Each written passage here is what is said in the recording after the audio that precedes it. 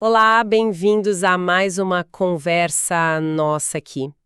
Hoje o foco é num tema, olha, essencial para a jornada espiritual: o papel do tempo. O tempo que a gente dedica àquele lugar secreto, como a nossa fonte chama. Isso. Para quem talvez não conheça o termo, né, lugar secreto é basicamente aquele espaço, aquele momento pessoal de conexão mais íntima com Deus. Oração, meditação, leitura, enfim. E a nossa base hoje vem de um livro, Segredos do Lugar Secreto, de Bob Sorge, especificamente o capítulo 16, O Segredo do Tempo. E ele já começa tocando numa ferida, né? Toca mesmo. Ele diz que, para muita gente, esse lugar secreto vira fonte de frustração, até um campo de batalha espiritual. Exatamente. Então a nossa ideia aqui é mergulhar fundo para entender por que esse tempo é tão crucial, como é que a gente cultiva essa prática de um jeito que seja bom, recompensador, e, claro, como superar os desafios que sempre aparecem, né? Sempre aparecem. O autor fala que existe uma oposição espiritual focada justamente em diminuir esse nosso tempo ali. Bom, vamos abrir isso um pouco mais. Vamos lá. O Sorge coloca esse lugar secreto como um ponto estratégico mesmo. Um lugar onde a gente encontra, segundo ele, chaves para a autêntica superação do reino. E o ingrediente-chave, o principal para ele... É o tempo. É o tempo, sem dúvida. Não é só uns minutinhos aqui e ali, sabe? É um investimento. É consistente. Significativo. E tem alguma base para essa ideia? Tipo, mais tempo investido gera mais resultado nesse contexto específico? Ele conecta isso com algo mais amplo? Conecta sim, ele usa um princípio bíblico bem conhecido, lá de 2 Coríntios 9:6, sobre semear e colher. Assim, quem semeia pouco, colhe pouco. Exatamente. Quem semeia com fartura, colhe com fartura. Ele aplica isso assim, diretamente ao tempo no lugar secreto. A lógica é, quanto mais tempo a gente semeia ali, maior tende a ser a colheita. Que seria? Intimidade, revelação, força espiritual. É tipo uma economia espiritual mesmo, investimento e retorno. Isso me faz pensar naquela sensação inicial, de que é quase uma obrigação, sabe? Começar difícil, parece pesado. O livro fala sobre essa dificuldade? Fala sim. E ele introduz um conceito que eu acho fundamental, o limiar. Limiar? Como assim? Ele descreve que tem um ponto de virada. Antes de cruzar esse limiar, essa prática pode pesar mesmo, parecer obrigação. Mas ele diz que algo muda, sabe? Muda de verdade quando a gente investe tempo suficiente para atravessar esse ponto. E o que acontece depois? O que era fardo vira prazer, vira deleite, algo que a pessoa busca com alegria e coloca como prioridade. Interessante isso, limiar. Mas como saber se a gente está perto ou como chega lá? A resposta é só mais tempo? Pelo que o autor diz, sim. A chave é investir bastante tempo, consistentemente. Ele até usa uma analogia bem visual. Qual? Imagina um cálice. Cada hora gasta ali é uma gota d'água enchendo esse cálice. Por um tempo parece que nada demais está acontecendo, só gota caindo. Sei como é. A impaciência bate. Exato. Mas cada momento conta. Aí, de repente, uma gota a mais faz o cálice transbordar. E é nesse transbordar que, segundo ele, a gente entra numa outra dimensão, de prazer, de intimidade, de percepção espiritual renovada. Gosto dessa imagem do cálice. Ajuda a combater aquela pressa por resultado imediato, né? Sugere que mesmo os dias que a gente acha que não sentiu nada, Estão contando. Estão contribuindo para algo maior. então nenhum tempo ali é desperdiçado, no fundo. É essa a ideia. Mesmo sem sentir fogos de artifício toda vez. Mas olha, o autor é bem claro nisso. Esse transbordar, essa mudança de obrigação para deleite, raramente vem sem um investimento substancial, perseverante. Não se chega lá com encontros rápidos, superficiais. Ok, entendi. Mas aí, isso leva direto para outro sentimento super comum que o livro também aborda, a culpa. Ah, a culpa. A culpa por não conseguir dedicar tempo suficiente, por falhar nesse dever. Como é que o Sorge encara isso? Ele vai direto ao ponto. Diz que a culpa, na verdade, atrapalha. É contraproducente. Atrapalha? Como assim? Na visão dele, a culpa não motiva de verdade. Pelo contrário, ela desanima. Pode criar um ciclo vicioso, sabe? De fracasso, aí vem a culpa e a pessoa desanima mais ainda. E isso pode até apagar a vontade que ainda existia. É como tentar correr com um peso amarrado no pé. Faz sentido. Mas de onde viria essa culpa, então? Se não é algo produtivo, não viria de Deus, imagino. Qual a origem, segundo ele? Isso toca num ponto-chave, né? Sobre a base da nossa relação com Deus. Sorge atribui essa culpa que paralisa, em grande parte, a mentiras que a gente internaliza.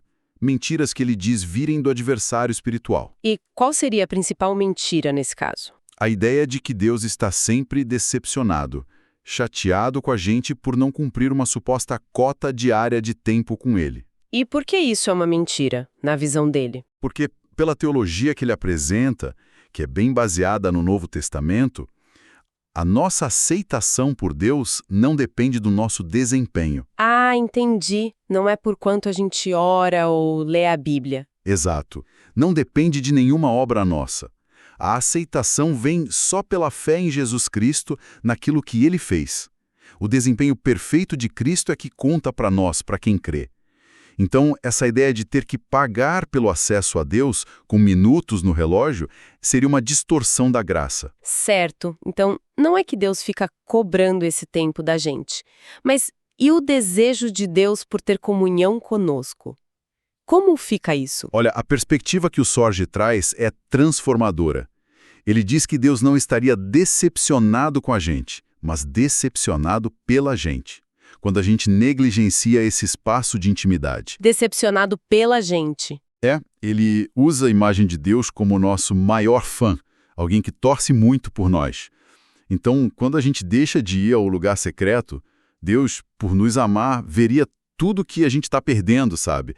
A paz, a direção, a força. As riquezas espirituais que ele mencionou antes. Isso. E o coração dele ficaria triste não por uma ofensa pessoal, tipo, você não cumpriu sua parte, mas porque ele quer o nosso melhor. É uma tristeza que vem do amor, não da cobrança ou da ira. Nossa, essa mudança de perspectiva, de Deus chateado comigo para Deus triste por mim, é sutil, mas muda tudo na motivação, né? Muda completamente. Tira aquele peso do medo, da obrigação. Exato. Liberta dessa culpa que paralisa. E aí abre espaço por uma motivação diferente, baseada no amor, no desejo de receber o que Deus tem para dar, e não no medo de castigo ou de não ser aceito. Falando nessas mentiras que afastam a gente desse tempo, o livro cita uma clássica. Ah, você merece uma folga hoje. Nossa, quantas vezes a gente não pensa isso? Muitas. E é aqui que fica bem interessante o jeito que ele vira isso do avesso. Vira mesmo. Ele pega essa justificativa que parece tão inofensiva e questiona. Que tipo de folga é essa? Uma folga que tira da gente algo que ele descreve como fonte de vida, de renovação, de força? Não parece uma boa troca. Pois é. Surge propõe olhar para essa folga de outro jeito. Não é um descanso merecido. É uma perda. Pior, é ser roubado. Roubado de algo muito precioso. Roubado de quê, exatamente? O que a gente perde concretamente quando pula esse tempo, na visão dele? Ele é bem específico nisso. A gente perde a chance de beber fundo da fonte do Espírito Santo, de ser lavado, limpo, renovado pela presença de Deus. Perde a chance de ser alimentado pela palavra que ilumina, de ter o coração acalmado no meio da correria, sabe? De ouvir aquela voz suave de Deus dando direção, consolo. A comunhão íntima. A comunhão íntima que fortalece a alma. Resumindo, é como recusar um banquete espiritual que é vital, trocando por uma migalhinha de descanso que nem descanso de verdade é. Entendi.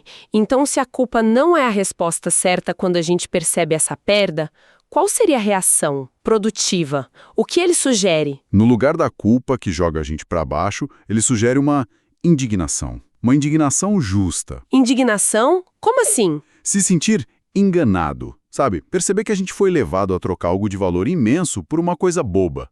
E aí, essa indignação não é para levar à autocomiseração, mas para ser canalizada. Canalizada para onde? Para virar paixão renovada. Compromisso firme de realinhar as prioridades. Ele usa até uma expressão forte para isso, né? Algo como violência espiritual. Usa.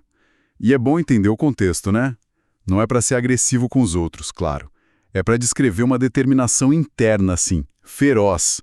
Uma luta decidida para retomar e proteger esse tempo. Tipo, lutar por aquilo que é importante. Exatamente.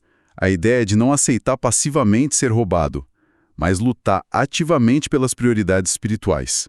Lembra um pouco Mateus 11:12, que fala que o reino dos céus é tomado por esforço, por quem se esforça.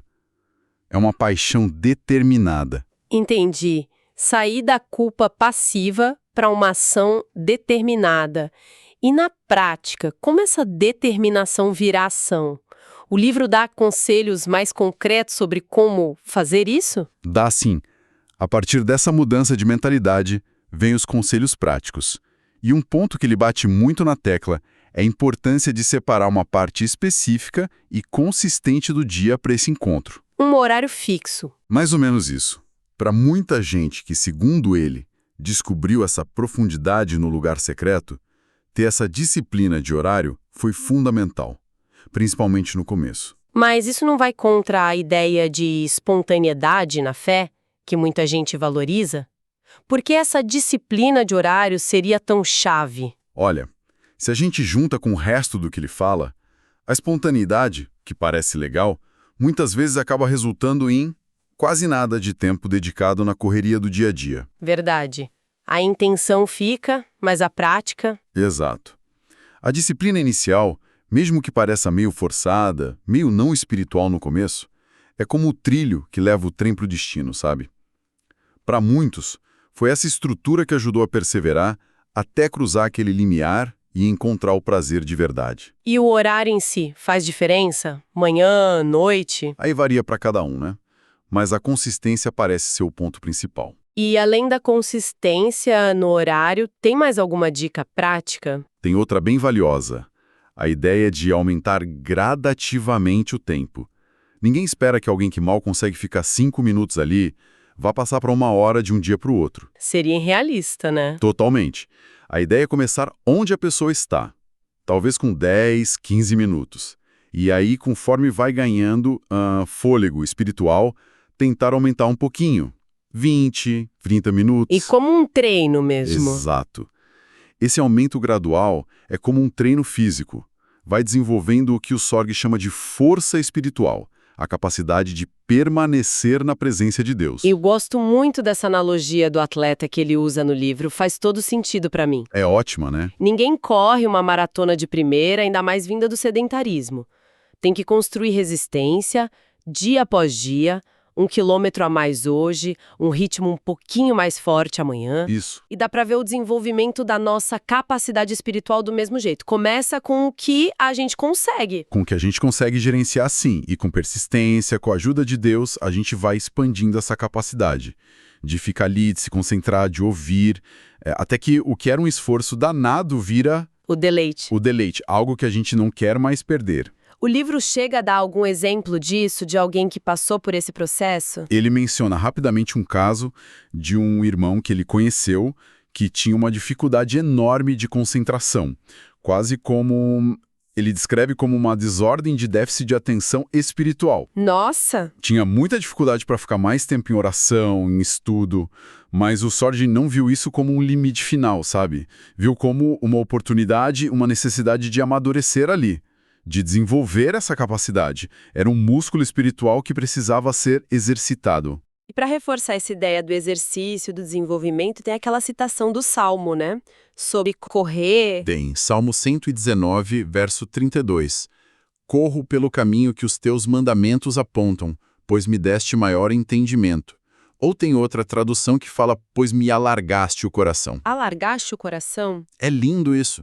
Sorg conecta com desenvolver a resistência cardíaca espiritual.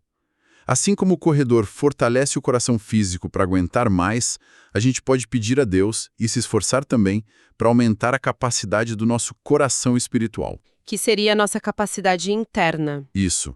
Nossa capacidade de buscar a Deus, de ficar na presença dele, de amar os caminhos dele com mais intensidade por mais tempo. Ok, então resumindo um pouco o que a gente explorou aqui das ideias do Sorg.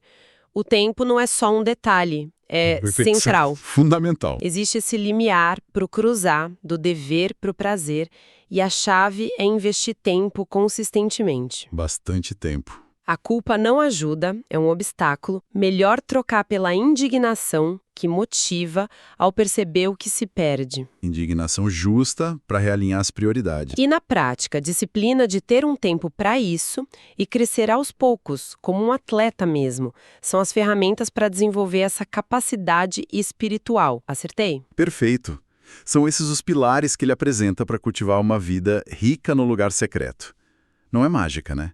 É um chamado para perseverar com intenção, mas com a promessa de uma recompensa muito profunda. Então, o que tudo isso significa, assim, na prática, para quem está buscando essa profundidade maior? A mensagem principal que o Bob Sorge parece trazer para a gente é clara, né? Bem clara. A jornada para uma relação mais íntima, que transforma mesmo com Deus, exige um compromisso sério com o tempo. Não vai acontecer por acaso. De jeito nenhum.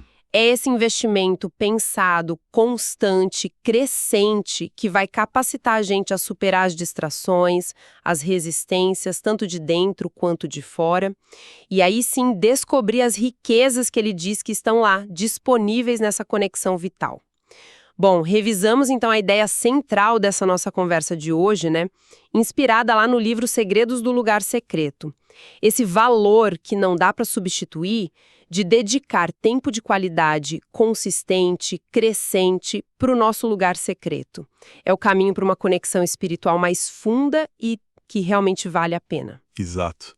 E para deixar talvez uma sementinha aí para reflexão, voltando naquela analogia do corredor, do Salmo 119, de ter o coração alargado, a gente falou muito em desenvolver a capacidade de ficar mais tempo na presença de Deus. Sim. Mas que outras capacidades internas podem estar sendo forjadas ali, quietinhas, nesse tempo dedicado, mesmo quando a gente nem percebe? Será que não é ali que se desenvolve mais discernimento para tomar decisões no dia a dia? Boa pergunta. Ou mais resiliência para encarar os problemas com paz? Mais paciência nos relacionamentos? Fica a pergunta, né? Como será que esse tempo investido no secreto, de formas que talvez nem sejam óbvias, está equipando e transformando a gente para viver melhor, com mais sabedoria, em todos os outros momentos da vida?